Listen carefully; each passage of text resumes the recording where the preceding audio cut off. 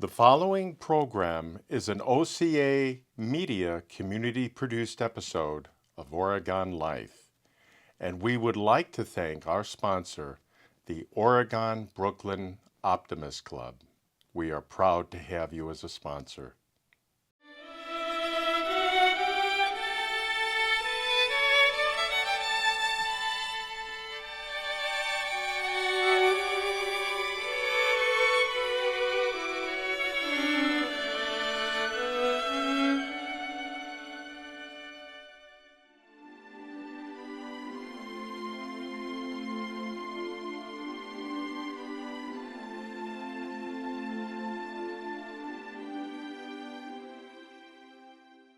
Hello, I'm Frank Caruso, producer of Oregon Life, and this is part 2 of the Red, White, and Blue 130th year.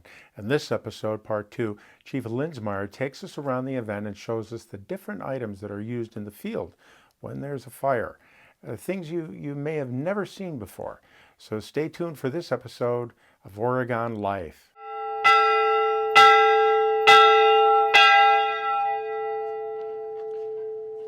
130 years of the Oregon Area Fire and EMS District. We're celebrating it today, August 25th, 2024, right down here at 131 Spring Street, Oregon, Wisconsin. And boy, has the times have changed. We're down in here at the hitching post, as a lot of people here know, downtown Oregon, next to the fire station.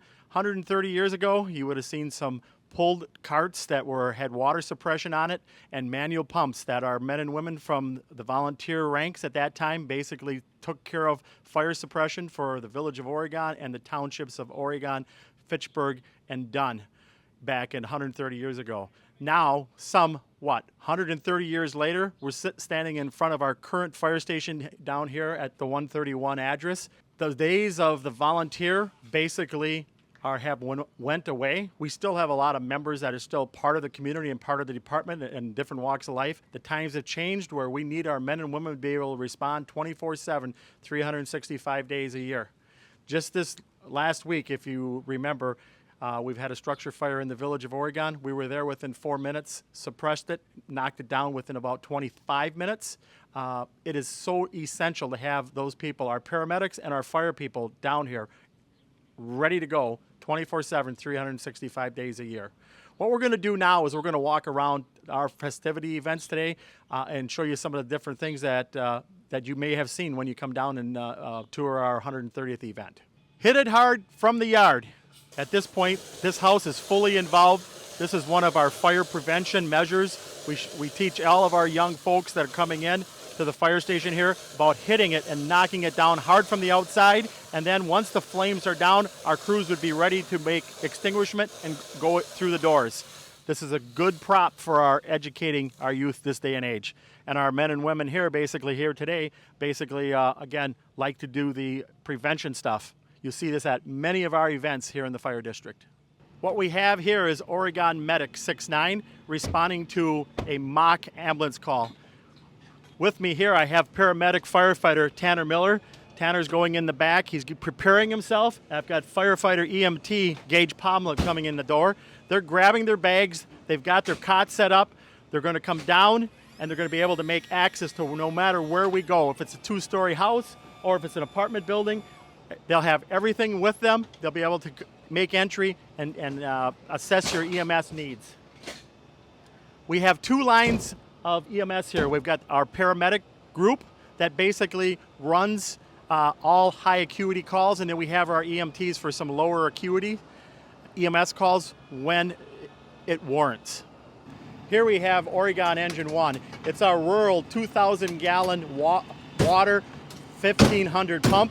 Here the men and women were just out on a fire prevention call. We got an alarm sounding for smoke detectors in a house. The crews are out now at this address. They're grabbing some equipment. They'll be dressing out and going in to take care of any needs that are happening with your smoke alarm going off. Again, our crews were just out working a fire prevention program.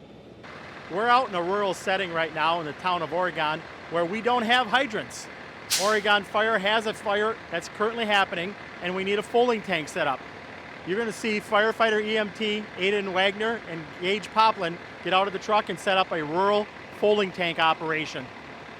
Okay, men, they're just pulling up on location right now. We have determined that we need a folding tank here. There's a fire. As you can see, we have a drop-down Zipco, basically unit that drops down a folding tank. Also pulling up now, staging on the other side of the road, is one of our backup EMTs, Mr. Miller and also Mr. LaPointe. One of the first things we do is to protect the integrity of the folding tank, is to put a tarp down underneath so no sharp objects can puncture the tank. Once this is put in place, then they will set the tank up accordingly. They work as a team to deploy the tank. This is a 3,000 gallon pool.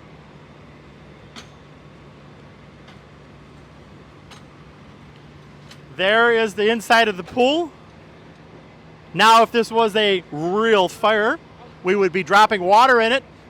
One of the men and women here, Mr. Pomplin, will be coming around the back here, basically showing the dump system on the back of this truck.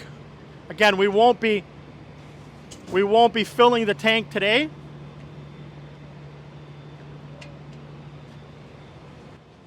And now he'll be opening it up just really nice and slow to show you water. And again, we have 3,000 gallons of water. The chute is basically 12 by 12 by 10, and you got water coming out the back of the truck.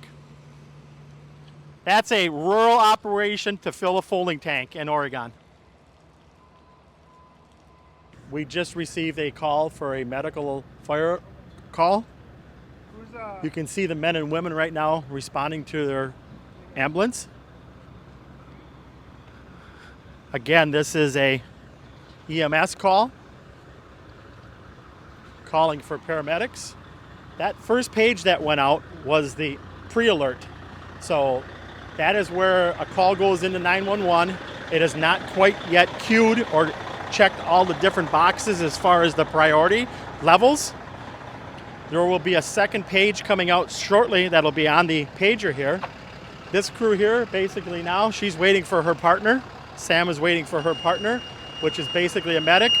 We got the second page coming through. Med 69 respond in the village of Oregon. So it's a basic call for a fall here in the village of Oregon. Medics are out the door.